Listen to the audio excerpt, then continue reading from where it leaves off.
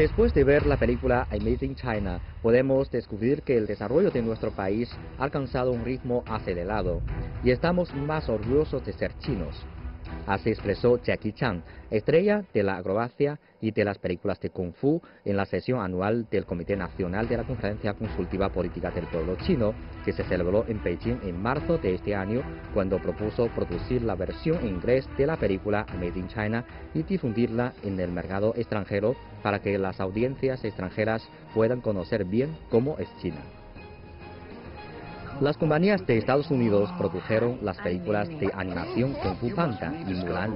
En China tenemos Kung Fu, tenemos pandas, pero lamentablemente no tenemos Kung Fu Panda. Eso merece una atenta consideración de todos los cineastas de China. Presentar y difundir la cultura china ante todo el mundo es una obligación moral para nosotros, los cineastas, dijo Jackie Chan. Desde el 18º Comité Central del Partido Comunista de China, el presidente chino Xi Jinping ha mencionado muchas veces la autoestima de la cultura china. Xi exhortó a todo el pueblo chino a fortalecer la confianza en el camino, la teoría, el sistema y la cultura del socialismo con características chinas.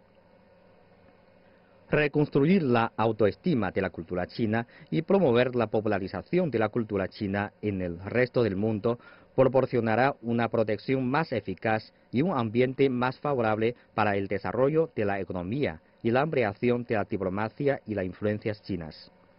Entonces, ¿cómo podemos narrar bien las historias sobre el país? ¿Cómo difundir de forma eficaz la voz de China? Seguimos con este tema en esta nueva edición de Enfoque. Hola y bienvenidos a una nueva edición de Enfoque. Hoy en el estudio tenemos como invitada a Zhang Shan, directora de la Oficina de Cooperación Internacional de la Editorial China Intercontinental. Bienvenida. Mucho gusto. Y también nos acompaña el señor Edgar Cueva, reportero de CGTN. Bienvenido. Encantado de estar aquí. Bueno, hoy vamos a hablar sobre la difusión de la cultura china en el exterior. Y Zhang Shan, usted se dedica a ese trabajo. Cuéntanos un poco sobre la situación del programa de salir al exterior de la cultura china. Ok, en nuestra editorial tenemos muchos proyectos especialmente para difundir la cultura china en todo el mundo. Por ejemplo, publicamos libros presentando la cultura china, la historia china, la literatura china, especialmente la literatura contemporánea china.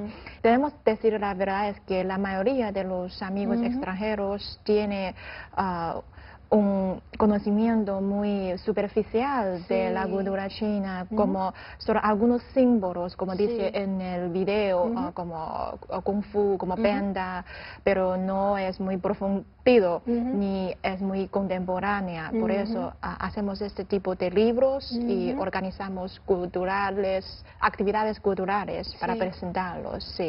También organizamos como un foro de escritores chinos. Invitamos a los escritores chinos más prestigiosos, por ejemplo, Mai Jia, Liu Zhenyun, a hablar con los lectores internacionales para presentar sus obras. Sí. Es cierto, como dice ella, la gran mayoría del público extranjero no conoce la cultura dominante de China o la historia de China. Entonces, ¿a qué cree que se debe este fenómeno, Edgar?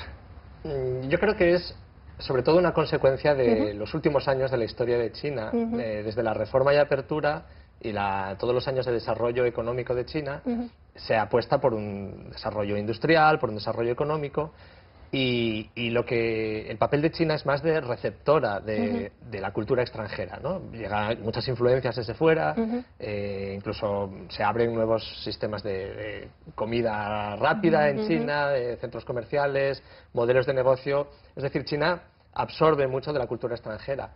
Sin embargo, ahora China ya se convierte en un referente global y es el momento en el que define cuál es la cultura que le sirve de identidad y se encuentra en este proceso de exportar esa cultura.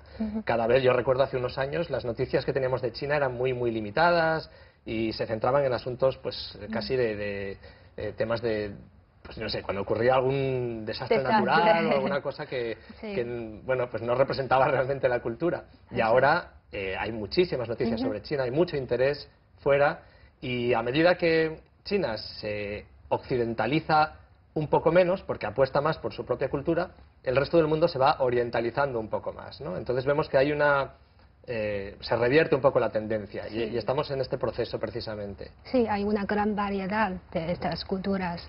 Y Jiangshan, supongo que para cada cultura tiene su grupo determinado de público, y usted viaja mucho, y a su juicio en el exterior, en el extranjero, ¿qué tipo de grupo de público recibe más la cultura china? Okay, participamos muchas veces a la Feria Internacional de Libros en Guadalajara, en México, y organizamos como una investigación sobre qué sabe sobre China y qué querían saber sobre China. Y encontramos que la mayoría de los lectores extranjeros sabe, como digo, es superficial, quería saber la medicina tradicional china, quería saber Kung Fu china, como así. Y hay algunos que querían saber más sobre, querían leer literatura china, especialmente contemporánea china. Es que hay algunos lectores que me dicen que quería saber quién está pensando los chinos ahorita, no es como hace miles de años, no es el pasado, no querían solo la poesía de dinastía Tang, sino también ahorita, que contemporánea china querían. Y hay algunos investigadores quien como está investigando sobre la China, el sistema, economía, etcétera. Ellos tienen quería saber más profundo y más profesional. Entonces, Edgar, de cara a una gran mayoría del público extranjero que desconoce la cultura china, ¿cómo debemos promoverla? Bueno, yo pienso que lo primero es definir cuál es esa cultura que queremos exportar. Cuando China decide apostar por esa imagen identitaria, ese arraigo nacional, esos valores tradicionales de la cultura, tiene que elegir qué tipo de cultura va a querer exportar fuera. Y yo creo que aquí habría que diferenciar entre lo que es la cultura con mayúsculas, que sería toda esta cultura tradicional, digamos, el arte elevado, que todos consideramos que es la imagen bonita que queremos dar, porque es cierto que crea un arraigo y un orgullo, ¿no? Es la herencia histórica, pero también está la cultura con minúsculas, que sería pues la cultura de las historias de la sociedad de hoy en día y la visión personal que tienen los chinos de su propia sociedad, de su propia cultura, la moda, las tendencias, incluso la tecnología, los videojuegos. Es decir, China es mucho más que toda esa imagen de valores tradicionales en la que evidentemente se ha apoyado porque era lo primero que tenía y lo que más se conocía fuera, pero creo que hay mucho más que se puede contar. Y los canales que están a disposición de China para exportar esa idea son muchos. Vivimos en una sociedad globalizada donde tenemos Internet, tenemos las redes sociales, tenemos la posibilidad de hacer coproducciones con otros países, la participación en festivales, no solo fuera, sino también organizándolos. China ahora mismo se está organizando también la 8ª edición del Festival de Cine de Beijing. Es una plataforma estupenda para que la gente pueda venir y conocer lo que se está haciendo aquí. Ya te digo, las redes sociales importantísimas. También, por ejemplo, en el tema de la educación, los institutos Confucio, que están tienen presencia en muchos países, no solo enseñan la lengua, sino que también enseñan la cultura, las costumbres, y también el atraer que otros estudiantes extranjeros vengan a China, lo conozcan de primera mano y luego se conviertan en embajadores también de su propia visión de la sociedad actual de China, ¿no? Sí, y me gusta su definición sobre la cultura con mayúscula y cultura con minúscula, entonces hay que promover las dos a la vez. Creo que el secreto está en combinar estas dos formas. Yo, por ejemplo, se me ocurre un ejemplo muy claro. En Europa, por ejemplo, tenemos muchos edificios históricos que en un momento dado pierden su uso y en muchos casos se les da un uso nuevo, pues por ejemplo crear una biblioteca o una cafetería o un centro social en un edificio que a lo mejor es del siglo XV. Entonces es una forma de combinar un uso moderno para una riqueza histórica, ¿no? Inyectar más energía a estas herencias clásicas. Y Jiangshan, ¿y cuáles son los obstáculos que se encara esta promoción de la cultura china en el exterior? Un obstáculo que existe es traducción. Es que en ese momento, sí, tenemos muchas personas está estudiando diferentes idiomas, pero no es suficiente para traducir los libros o como explicar una cultura muy profundamente. Este es un obstáculo. Sí, y aparte del idioma, ¿qué otros obstáculos tiene? Bueno, yo diría que un obstáculo a lo mejor es el entender la forma de narrar la historia de una forma que sea atractiva y que sea de fácil entendimiento para el público no chino, ¿no? El público sobre todo occidental. Veíamos en el vídeo, por ejemplo, el ejemplo de la película de Kung Fu Panda y dices, ¿cómo no se le ocurrió a China crear una cosa de este tipo? Bueno, pues evidentemente porque está creado en una industria occidental, para occidentales, entonces su difusión ha sido mucho más fácil porque la industria de Hollywood ya está acostumbrada a crear productos para ese tipo de público y yo creo que China tiene que encontrar la forma de adaptar sus contenidos culturales, sus productos, a un público y narrarlo de otra forma diferente, a lo mejor diferente a la que le daría si es para un público chino. Creo que es encontrar ese know-how de cómo hacer atractivos los productos culturales chinos para un público que los desconoce totalmente. Sí, incluso hay que añadir un poco de sentido de humor. Claro, por ejemplo, el sentido del humor pues puede ser diferente, las situaciones, los personajes, las reacciones, son dos sistemas muy distintos y ahí también radica su fuerza, porque cuando leemos, por ejemplo, novelas chinas, precisamente la forma de entender la sociedad, de entender la filosofía, el arte, puede resultar un atractivo muy grande. Y es precisamente eso de, yo nunca habría expresado esto de esta manera, ¿no? Pues ahí también radica la fuerza. Simplemente hay que hacer ese producto, bueno, digamos, de fácil acceso, vendible y atractivo para otro tipo de público. Y también hay un proyecto, es invitar a los especialistas extranjeros para expresar China en su método. Es que para nosotros algunos cuentos son muy lógicos. Para nosotros chinos no tenemos que explicar mucho, pero para los extranjeros ellos no entienden por qué causa por eso para explicarlo en occidental método es más fácil para ellos a entender. Sí, es otro tipo de lenguaje, no solamente el lenguaje hablado o escrito, sino la manera de pensar. El sistema de pensar. Pero hay muchísima curiosidad y ese es un factor muy importante. Muchísima curiosidad por conocer cómo piensa la sociedad china y cómo ven ellos mismos su cultura. Sí, es que he vivido varios años en Brasil y en España y por lo menos en aquel entonces tengo la impresión de que cuando hablamos de la cultura china, las primeras cosas que se surgen eran como el kung fu o como la caligrafía china o la poesía o ceremonia de té, cosas así. Y no sé si ahora la situación está cambiando, el público extranjero ya acoge más la cultura china. Claro que sí, claro que sí. Es que hacemos mucho esfuerzo para promover la imagen de una China moderna. Sí, y también creo que la economía de China está yendo muy rápidamente y, por ejemplo, Maiyun, Alibaba, nos ayuda mucho para establecer una imagen comercial de China.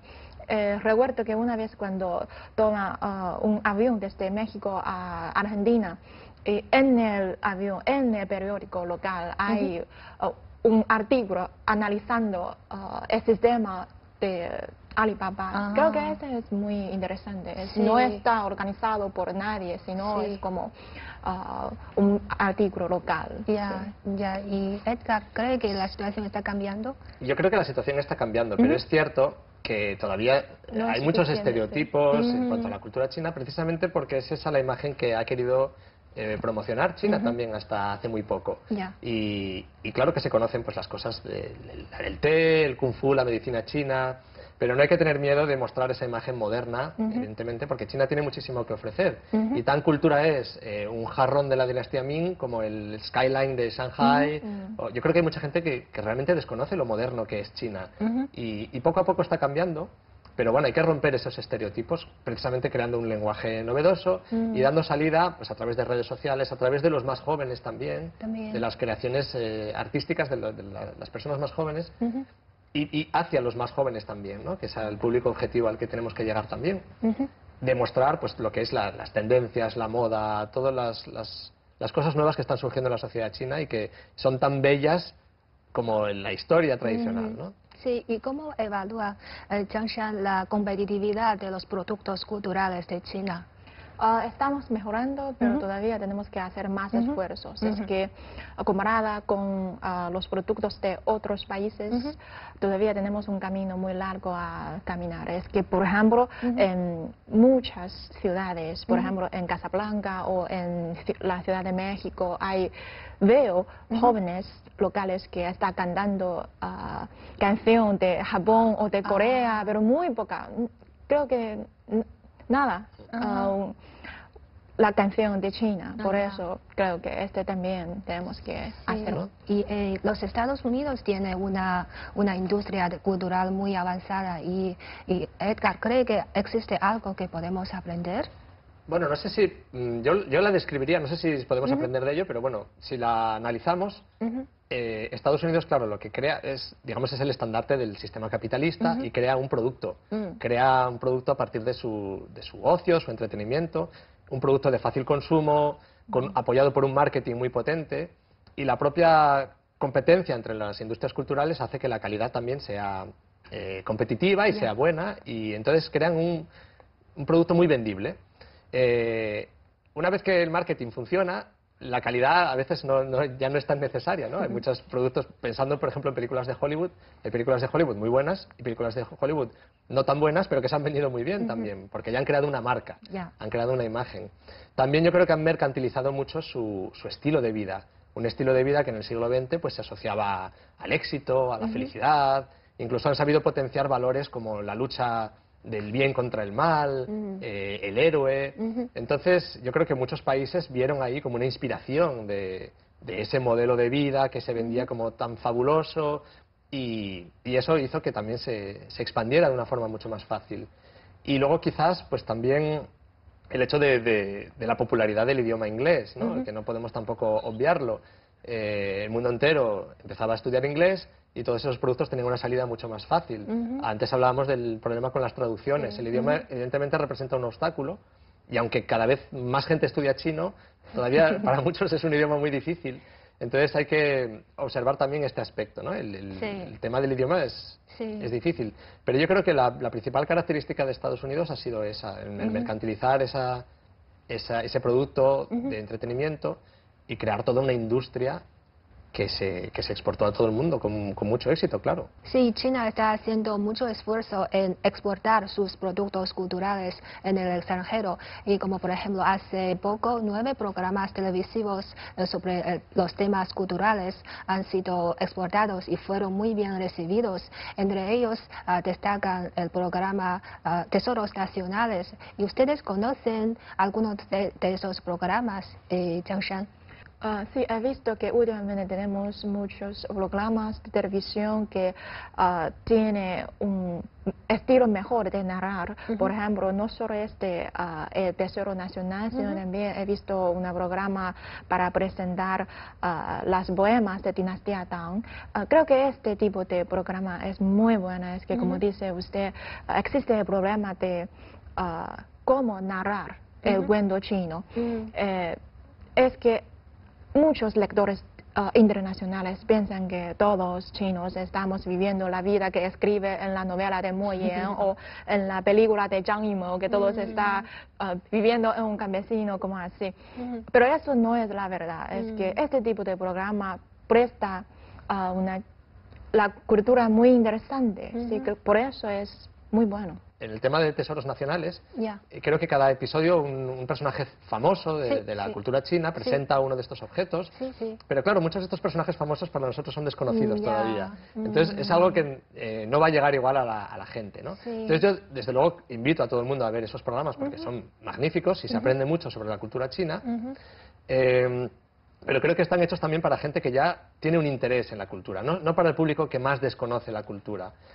Yo, por ejemplo, pienso que China tiene series maravillosas, históricas, donde tienen una producción maravillosa en cuanto a vestuarios, en cuanto a leyendas, cultura tradicional, y pienso, sería muy bonito poder ver una serie de este tipo, pero de éxito internacional, ¿no? Pues, por ejemplo, yo pienso en series como Juego de Tronos, que no es que sea histórica precisamente, sino que es más de fantasía, pero ha tenido un éxito mundial arrollador, y pienso yo, ¿por qué no puede haber un Juego de Tronos chino, ¿no? Pues por ejemplo, con esas temáticas, esa estética, pero buscando un lenguaje muy moderno, muy competitivo a nivel de producción audiovisual.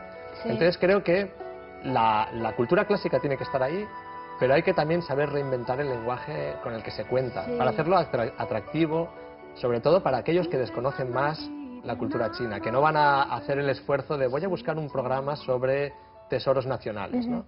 Que lo quiera ver pues, porque le produce placer, entretenimiento, y creo que ahí hay que saber todavía darle una vuelta de tuerca Sí. a esos productos.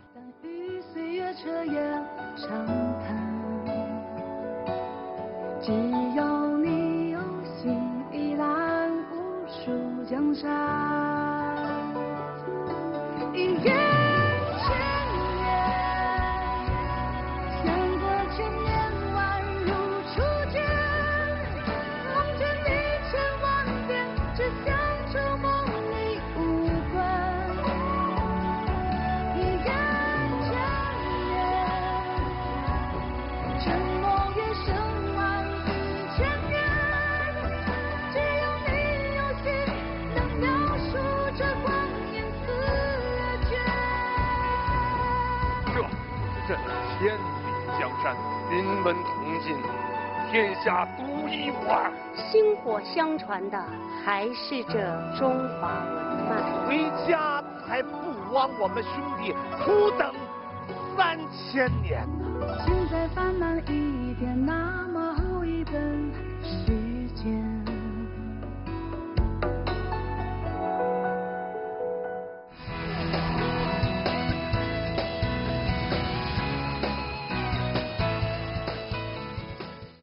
El presidente de China, Xi Jinping, ha señalado en muchas ocasiones la importancia de consolidar la autoestima cultural de China. Entonces, ¿cómo interpreta esta autoestima cultural del pueblo chino, Edgar? Sí, evidentemente hay un intento, se están dedicando muchos esfuerzos, muchos fondos en fomentar esa autoestima, esa autoconfianza por la cultura, por los valores tradicionales. Y esto se ve, pues, por ejemplo, en los colegios, desde la educación de los más pequeños, se fomenta mucho el conocimiento de los valores confucianos, del arte tradicional, la poesía, la caligrafía.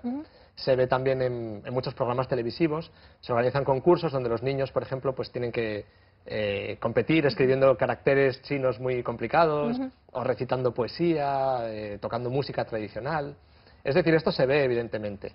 Y claro que es importante, porque la autoconfianza cultural no debe ser un fin, sino debe ser un comienzo, un trampolín sobre el que sentirse orgullosos para seguir creando y para seguir generando productos culturales de calidad. Creo que también hay que diferenciar en lo que son productos para generar autoconfianza del público chino y productos que son para exportar, para demostrar al mundo lo que es China, ¿no? Lo que veníamos hablando ahora. A veces no es lo mismo, no funciona de la misma forma un producto destinado a generar un orgullo por la historia china que algo que esté destinado a dar a conocer lo que es la cultura china fuera de las fronteras. Pero evidentemente todos estos esfuerzos tienen un beneficio también positivo y económico para el país. Por ejemplo, China, desde el 2016, los servicios de ocio, entretenimiento, han crecido un 25%. Es decir, vemos que la economía de China está cambiando también a una economía de bienes y servicios, y toda esta apuesta por productos culturales chinos repercute directamente en la economía china, porque el público chino demanda más productos culturales, y también en la difusión de ese poder blando fuera de China, que también hace que la gente pues tenga más confianza sobre China, tenga una simpatía, un acercamiento, y eso es muy importante. Y luego pues hay todo tipo de intentos por proteger el patrimonio cultural chino, ¿no? Pues por ejemplo, China, junto con España y con Italia, es uno de los países que tiene más patrimonio cultural inmaterial en la UNESCO, por ejemplo. China también ha registrado más de 1.300 prácticas tradicionales, talentos artesanales dentro de las comunidades rurales de China. Es decir, hay un intento por protegerlos. Y luego a la vez se están firmando muchísimos convenios de cooperación cultural por todo el mundo. Mismamente el año pasado, 2017, con España se firmó un convenio para coproducciones cinematográficas, teatrales, a nivel de intercambios museísticos, de gestión patrimonial, incluso de videojuegos y animación también. Y luego con países de América Latina, pues casi con muchísimos países, México, Panamá, Uruguay, no sé, hay muchísimos países que han firmado convenios culturales precisamente para buscar esa forma de retroalimentarse. China representa un mercado muy atractivo para productos culturales de extranjeros que pueden encontrar aquí su forma de difusión, y a la vez es una forma de que China colabore con otros países para dar a conocer su cultura, ¿no? A nivel de ferias, exposiciones, festivales de cine, ferias de libros, por ejemplo, ¿no? Entonces todo esto es muy importante. Yo creo que ahí está la clave.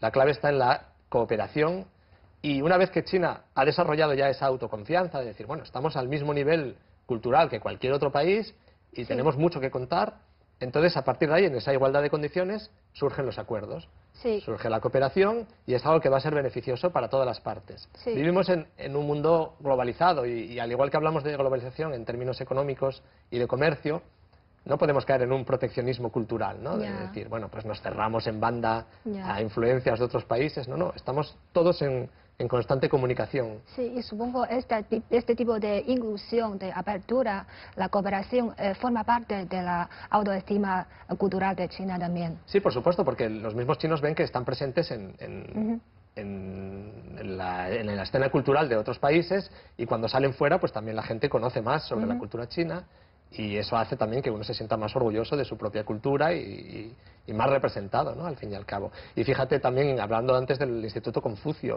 hay más de 500 institutos Confucio en más de 140 países, aproximadamente 1000 aulas Confucio en colaboración con entidades educativas. Incluso China también está subvencionando mucho fiestas y celebraciones chinas en otros países. Por ejemplo, cada vez que llega la fiesta de la primavera, el Año Nuevo Chino, ya vemos en las noticias cómo se celebra el Año Nuevo Chino en Madrid, en México, en Estados Unidos. Es decir, la gente... Y todo el mundo quiere saber su horóscopo chino. Sí, y no ves solamente a chinos celebrándolo, que es lo más interesante. Ves incluso asociaciones de amigos de China, sinólogos, o simplemente gente que se acerca porque quiere conocer y participar de esa cultura. Es decir, hay que saber aprovechar esta curiosidad. Y yo creo que China pues está dedicando muchos esfuerzos a esto, y se tiene que ver a corto y medio plazo, ¿no? Sí, en esta nueva era, por un lado debemos llevar por adelante nuestra cultura tradicional, pero por otra parte también es muy importante estimular la innovación de la cultura. Entonces, ¿qué expectativa tiene sobre este aspecto, Edgar? Bueno, veo que vamos por ese camino, ¿no? O por lo menos debemos intentar seguir yendo por ese camino. En cuanto a lo de combinar esa cultura que decíamos con mayúsculas, de lo más elevado, lo más tradicional, y la cultura moderna, que también representa a China. Yo creo que ya ha quedado atrás esa idea de que lo moderno viene de fuera y lo antiguo es lo chino, ¿no? Al contrario. Entonces, dar pie a esos nuevos lenguajes, apoyar mucho los canales de difusión modernos que tenemos, pues por ejemplo los medios a nivel de, pues por ejemplo, canales de televisión que cada vez proyectan mucho más la imagen de China fuera, las nuevas tecnologías, las redes sociales, y sobre todo apoyar a los nuevos creadores, la gente que tiene mucho que decir de cómo es la sociedad moderna de China, y intentar influenciar en los más jóvenes y en aquellos que más desconocen la cultura china, ¿no? De una manera pues indirecta, simplemente ofreciéndoles algo que sea atractivo y que ellos quieran consumir por iniciativa propia. Como decimos, hemos entrado en la era nueva. Esperamos que en el futuro no solo el gobierno, que juega un papel muy importante para presentar la cultura china, pero todos nosotros hacemos nuestro trabajo para presentar una China mejor y la cultura a todo el mundo. También, como decimos, no solo la cultura tradicional, sino también la contemporánea, no solo el comercio, sino también cultural.